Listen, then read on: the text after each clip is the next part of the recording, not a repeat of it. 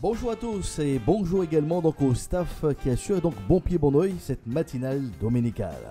Bonjour également donc aux auditeurs et aux internautes. Il y a de ceux qui ont pris l'habitude donc d'écouter les sessions et ceux qui découvrent pour la première fois la tranche d'information à caractère spirituel, l'émission Bonne Nouvelle. Dans ce créneau, nous partageons librement les valeurs du royaume de Dieu, ses principes et ses vérités, source de transformation d'une existence, d'une famille et d'une société. Au regard du calendrier électoral, la seule fenêtre qui m'est accordée pour m'adresser aux candidats pour les élections régionales et départementales, c'est bien aujourd'hui, le dimanche 13 juin. Tout d'abord, je crois qu'il faut apprécier, il faut saluer l'engouement que ces élections ont suscité, vu le nombre de candidatures validées. Cet engouement est le résultat du courage dont chacun fait preuve pour proclamer sa disponibilité à être au service des autres. Je parle bien de courage car tout le monde n'a pas fait pour faire. Tout le monde a petit problème qu'on grand problème pour ça régler. Tout le monde a besoin de tranquillité à l'esprit. Tout le monde a besoin de tranquillité à la famille. Et malgré tout cela, et en dépit de cela, vous trouvez encore la force pour dire, par votre candidature, je veux donner de mon temps, de ma personne, de mes capacités à mes concitoyens. Oui, je veux être à leur service. Nous apprécions ce courage et nous vous félicitons pour cela. Si je donne la parole à chaque candidat, il utilisera certainement mon intervention comme transition pour enclencher tout de suite sur son programme. Durant cette session, le pasteur Joseph s'adresse directement donc aux candidates et aux candidats afin de partager avec vous, chers candidats, quelques clés qui vous aideront dans votre engagement politique pour la Guadeloupe.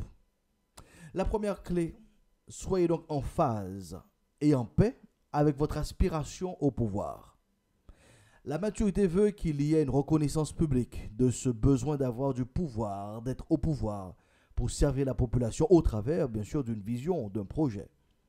C'est un principe universel, l'aspiration au pouvoir. L'apôtre Paul en fait écho en 1 Timothée 3, verset 1er, où il déclare « Cette parole est certaine, si quelqu'un aspire à la charge d'évêque, il désire une œuvre excellente. » Celui qui aspire donc à être en charge d'une communauté religieuse aspire à avoir une responsabilité en point de pouvoir. C'est le même principe pour les candidats aux élections. Cette prise de conscience, cette affirmation est aussi un point de repère personnel pour suivre sa propre évolution. Mesdames, messieurs les candidats, il est de votre devoir de veiller sur vous-même. Il est de votre responsabilité de vous éprouver, de vous sonder pour toujours vérifier que c'est vous qui avez toujours le pouvoir entre les mains et non le pouvoir qui a pris votre tête. C'est aussi la recommandation donc, de Paul à Timothée, où il déclare donc à ce jeune Timothée, « Veille sur toi-même » en 1 Timothée, le chapitre 4 et le verset 16. Sachez donc questionner régulièrement vos émotions, vos pensées, votre attitude pour éviter tout écart. Ces conseils ne datent pas d'hier. Le roi Josaphat, pour sa part, déclarait donc au juge de son pays, ce qui suit lors donc d'une entrée en fonction. En 2 Chroniques chapitre 19, il déclare ce qui suit au verset 6 et 7. Et il dit au juge, prenez garde à ce que vous ferez, car ce n'est pas pour des hommes que vous prononcerez des jugements, c'est pour l'Éternel, qui sera près de vous quand vous les prononcerez. Maintenant, que la crainte de l'Éternel soit sur vous. Veillez sur vos actes, car il n'y a chez l'Éternel, notre Dieu, ni iniquité, ni égard pour l'apparence des personnes, ni acception de présent. Quelle recommandation! Respectez ou craignez le Dieu de la vie, celui qui est l'autorité des autorités et qui la délègue. Travaillez au service du peuple en veillant sur vous-même. Veillez sur votre propre témoignage. Cela nous conduit donc à un autre point important, une autre clé importante, à savoir donc le bon témoignage, la bonne réputation, l'intégrité alimente donc la confiance. Mesdames, messieurs les candidats aux futurs conseillers régionaux et départementaux, veillez en permanence sur le capital confiance. Décrocher le mandat est une marque de confiance. Maintenir et augmenter ce capital de confiance, c'est un travail permanent sur soi-même. Paul nous adresse bien le profil de celui qui aspire au pouvoir. Mesdames, messieurs les candidats, prêtez attention à ce qui suit. Il déclare ce qui suit en 1 Timothée chapitre 3, à partir du verset 2. Il faut aussi que celui qui aspire à ce poste donc de pouvoir soit irréprochable, marié d'une seule femme, sobre, modéré, réglé dans sa conduite, hospitalier, avec une capacité pédagogique. Il faut qu'il ne soit ni adonné au vin, ni violent, mais indulgent, pacifique, désintéressé. Il faut qu'il dirige bien sa propre maison et qu'il tienne ses enfants dans la soumission et dans une parfaite honnêteté. Car si quelqu'un ne sait pas diriger sa propre maison, comment prendra-t-il soin de ses concitoyens?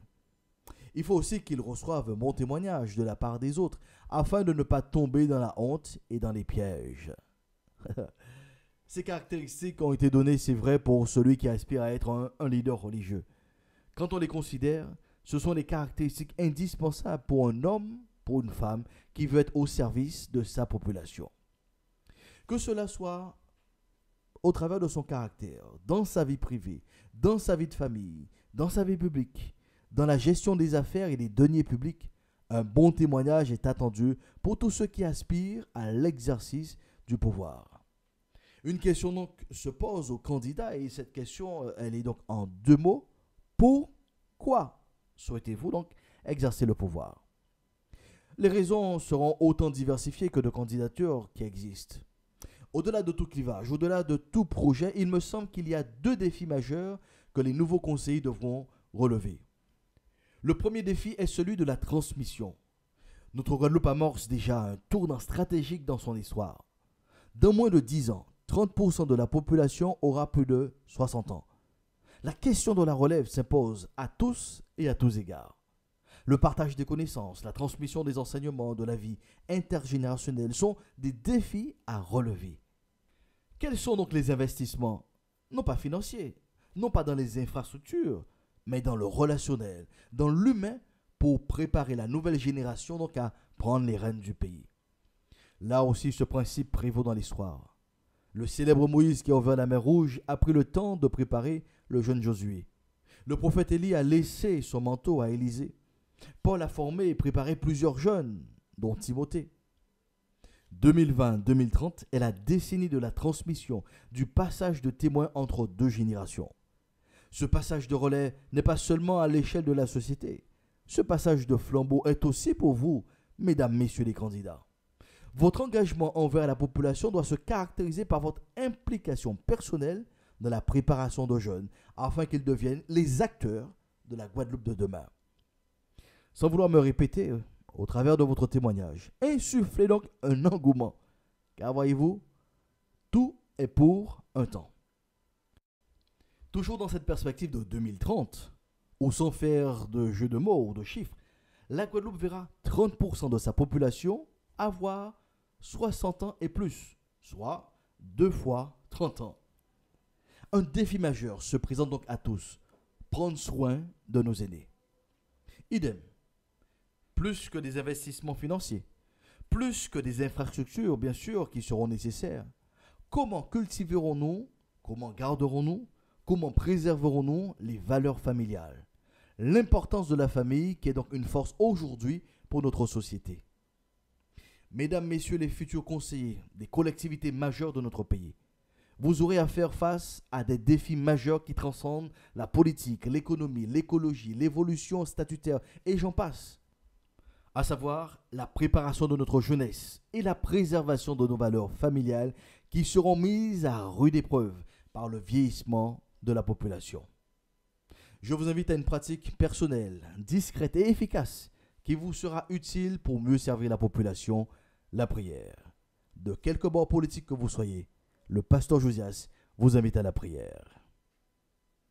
Ce matin, nous te remercions, ô Dieu, pour ton amour à l'égard de notre Karukira, de notre Guadeloupe.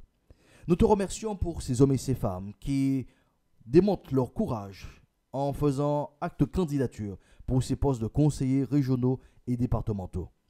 Nous prions que le résultat de ces votes permette l'émergence d'hommes et de femmes intègres, engagés, dévoués remplis d'abnégation pour servir la population. Et face à ces défis majeurs qui sont donc devant nous, donne-leur de pouvoir s'impliquer personnellement et de s'impliquer à côté de d'autres collaborateurs, à côté de d'autres instances, de d'autres forces vives, à pouvoir relever le défi de la préparation de notre jeunesse et également la préservation donc de nos valeurs familiales. Nous comptons sur ta grâce et ta grâce seule, dans le nom de Jésus. Et le peuple dit Amen. Nous sommes donc arrivés à la fin de notre session spéciale donc de l'émission Bonne Nouvelle, dédiée donc aux candidats de cette élection régionale et départementale. Plus que jamais, nous proclamons sur notre pays la paix de Dieu soit avec vous pour une meilleure saison.